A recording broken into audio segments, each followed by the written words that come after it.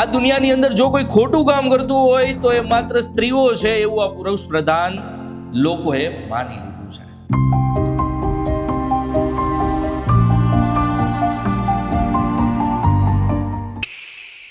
એક સ્ત્રી કે જેના 18 વર્ષે મેરેજ કરાવી દેવામાં આવ્યા, કુમળી ઉંમર, ભણતર શરૂ, એજ્યુકેશન લેવા માટે તલપાપડ, એ દીકરીના મેરેજ એક એવા પુરુષ સાથે કરી દેવામાં આવ્યા કે જેની એજ, એમના પતિ સતત ને સતત આ વ્યસનના ડોહળમાં ઊંડા ઉતરતા જતા હતા. ઘર પરથી એમની જવાબદારીઓનો બોજો ઉઠતો જતો હતો, દેવું થતું જતું હતું. પરિસ્થિતિ પાછી હતી એવી ને એવી ખૂબ જ સારી થઈ જશે અને હવે અમે બંને જણા મળીને એટલી મહેનત કરશું કે આ ત્રણેય, બે દીકરીઓ અને દીકરાનું ભવિષ્ય એટલું ઉજ્જવળ બનાવીશું. હજી તો આવા વિચારોના વંટોળો ચાલતા હતા ત્યાં દારૂના વ્યસનમાં ધૂત એ સ્ત્રીના પતિ, હું તમને કહું, સમાજ ખાલી કે ક્યારે કામ ના આવે, એ હું હોય કે તમે હોય. આજે તમે રાજા છો, કાલે તમે રંક હશો, તો પણ આ સમાજ તમને ક્યારેય કામ નહીં આવે. હાય, હું છું તમારો મિત્ર દર્શિત કોરાટ અને પ્રેમના પડઘામાં આપ સૌનું હાર્દિક સ્વાગત છે. અહીંયા મારા ઇનબોક્સમાં આવેલી હર એક સ્ટોરી હું તમારી સાથે શેર કરવાનો છું. તમને પણ પ્રેમના પડઘા પડવાના છે. મારી ટીમે કીધું એટલા માટે કહું છું કે જો પ્રેમના પડઘાનો આ એપિસોડ ગમે તો લાઈક, શેર અને સબસ્ક્રાઇબ કરવાનું ભૂલતા નહીં. વિડીયો અંત સુધી જોજો, કારણ કે અહીંયાથી કદાચ તમારા જીવનમાં કોઈ ફેરફાર આવી શકે એમ છે, તમારું જીવન બદલાઈ શકે એમ છે, તમને પણ પ્રેમના પડઘા પડી શકે એમ છે. સ્ત્રીઓ વિશે તમે શું જાણો છો? આવો સવાલ કરવામાં આવે તો સ્ત્રીઓ વિશે બસ 2-3 વાતો આવે કે ઘર સંભાળનારી સ્ત્રી છે, ઘરમાં જમવાનું બનાવનારી એક સ્ત્રી છે, ઘરને સંભાળનારી એક સ્ત્રી છે, બસ. એની સિવાય હાઉસવાઈફ, સહનશીલતાના નામે તો સ્ત્રીઓ છે એ ખૂબ જ પાછળ હોય છે, સ્ત્રીઓની બુદ્ધિ પગની પાનીએ હોય છે. આવી ઘણી બધી માન્યતાઓ સમાજની અંદર ખૂબ જ ઘર કરી ગયેલી છે અને સતત આવી માન્યતાઓને કારણે ક્યાંક ને ક્યાંક સ્ત્રીઓ માટે અમુક જજમેન્ટો લેવામાં આવે છે.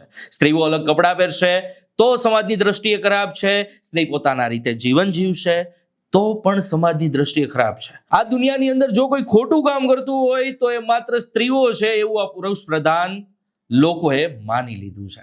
પણ આજે હું તમને એક એવી સ્ત્રીની વાત કરવાનો છું કે જે તમારો નજરિયો સ્ત્રીઓ માટે બદલી શકે છે. એક એવી સહનશીલ, એક એવી મજબૂત મનોબળવાળી સ્ત્રી કે જેણે પોતાનું જીવન, પોતાના બાળકો, પોતાના પરિવાર એકલા હાથે સાચવી લીધા છે. આ રિયલ સ્ટોરી છે, મારા ઇનબોક્સની અંદર આવેલી સ્ટોરી છે જે હું તમારી સમક્ષ પ્રસ્તુત કરવાનો છું. એક સ્ત્રી કે જેના 18 વર્ષે મેરેજ કરાવી દેવામાં આવ્યા, કુમળી ઉંમર, ભણતર શરૂ, એજ્યુકેશન લેવા માટે તલપાપડ, એ દીકરીના મેરેજ 18 વર્ષની ઉંમરે એક વ્યક્તિ સાથે કરાવી દેવામાં આવ્યા. હજી તો એને ખબર પણ નહોતી કે લગ્ન જીવન શું હોય.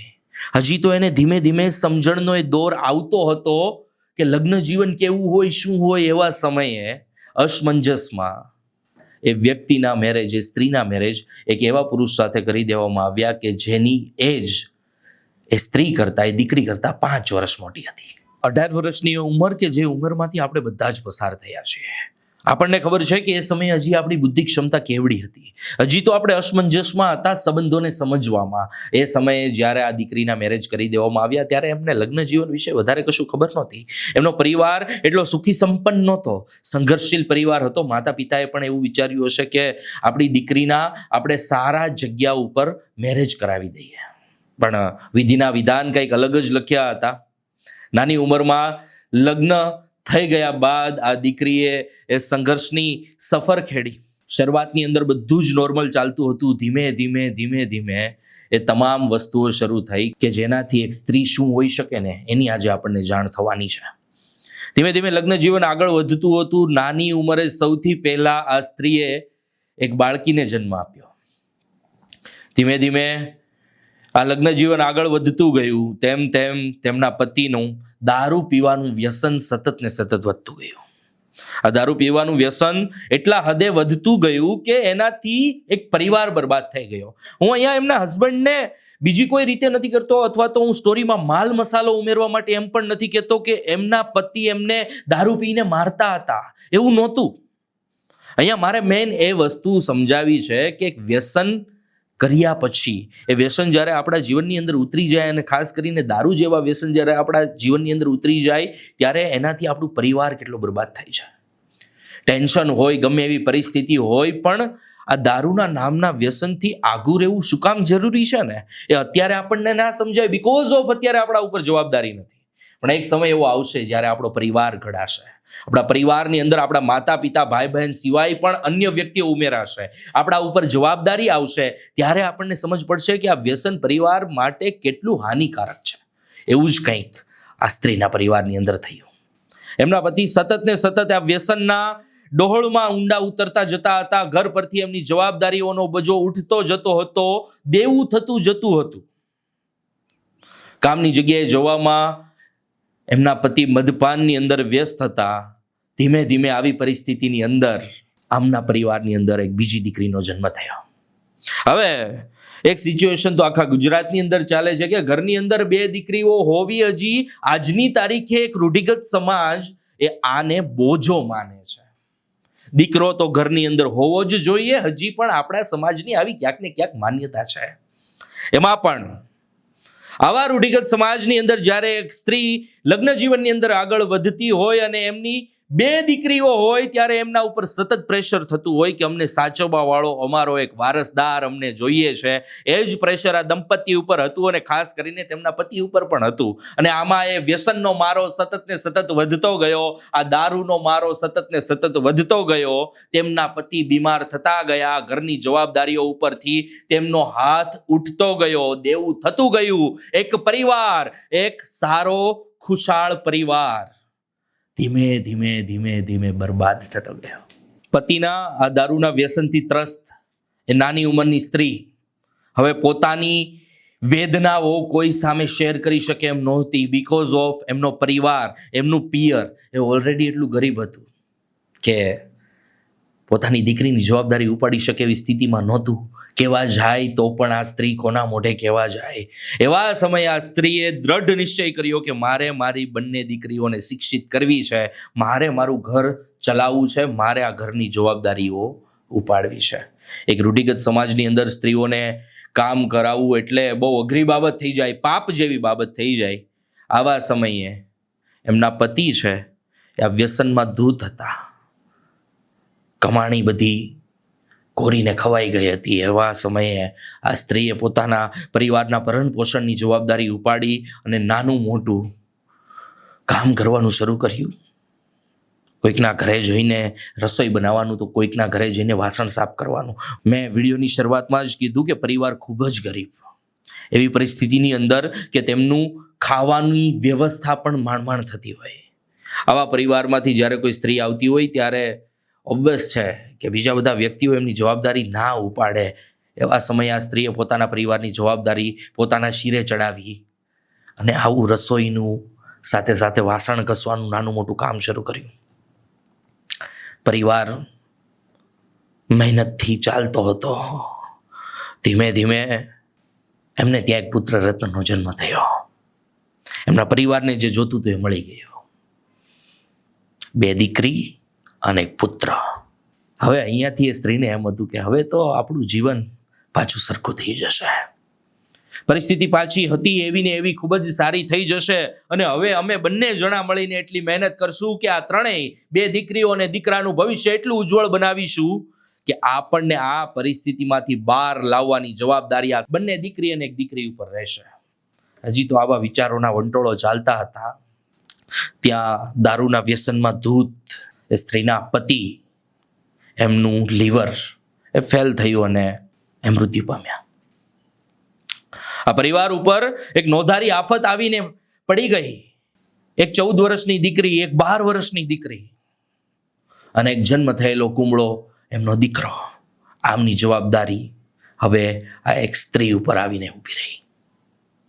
પતિ એમને છોડીને ચાલ્યા ગયા. જીવનની અંદર આ 3 બાળકોને આગળ વધારવાની જવાબદારી આ સ્ત્રીએ પોતાના શિરે લીધી અને નક્કી કર્યું, દ્રઢ નિશ્ચય કર્યો કે ગમે એવી પરિસ્થિતિ થાય, રાત દિવસ એક કરવા પડે, મારે મારી બંને દીકરીઓને અને મારા બાળકને એવું ઉજ્જવળ ભવિષ્ય આપવું છે કે જેની મેં કામના કરી છે, જેના મેં સપના જોયા છે, મારી જિંદગી જેવી હોય તેવી.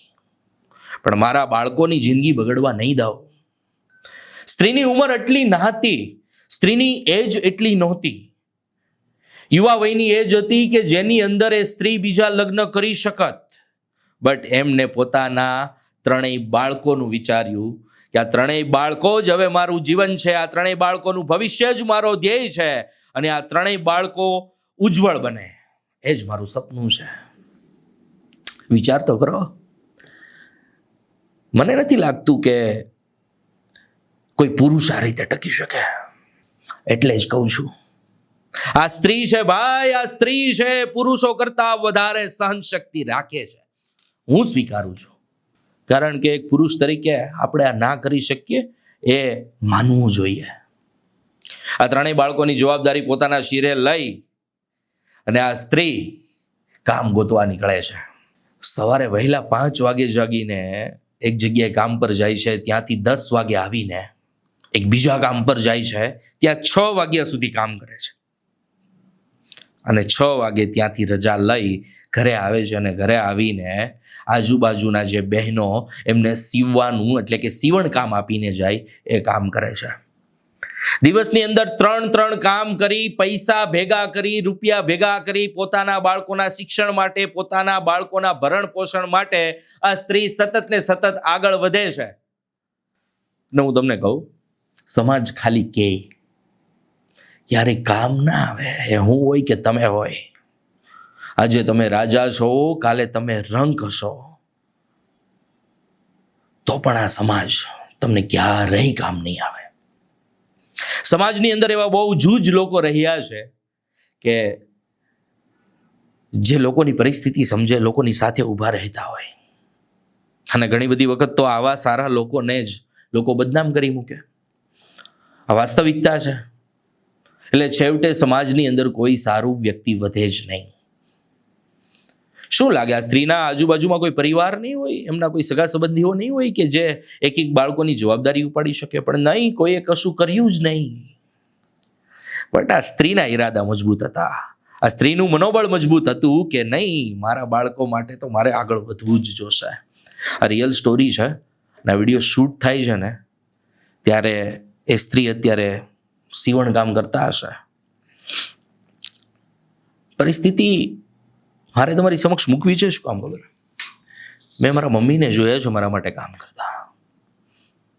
તમે પણ તમારા મમ્મીને તમારા માટે રાત દિવસ એક કરતા જોયા હશે. આપણને ભણાવવા માટે, આપણને આગળ વધારવા માટે આપણા મા બાપે જે મહેનત કરી એ તમે જોઈ હશે. એકલા હાથે એક સ્ત્રી પોતાના બધા જ સપનાઓની, બધી જ નીડ્સ, બધી જ જરૂરિયાતોની કુરબાની આપીને પોતાના બાળકોના ભવિષ્ય માટે વિચારે ને, વિચારો બાળકો કેટલા ઉજાગર હશે અને બાળકો કેટલા સુખી હશે જેને આવી મજબૂત માં મળી છે. આપણા બધાના મમ્મીએ આપણા માટે કંઈક ને કંઈક કર્યું છે. અને આવી સ્ટોરીઓ જ્યારે મારી સામે આવે ને ત્યારે સ્ત્રીનું, એ શક્તિનું, એ પરમ શક્તિનું મહત્વ આપણા જીવનની અંદર શું છે ને, એક પુરુષ તરીકે હું સમજી શકું છું, અને કદાચ આ વિડીયો પછી તમે પણ એ સમજી શકો છો. સ્ત્રી મહાન છે, એટલા માટે જ કહેવાય છે નારી તું નારાયણી. હું 8th સ્ટાન્ડર્ડમાં હતો.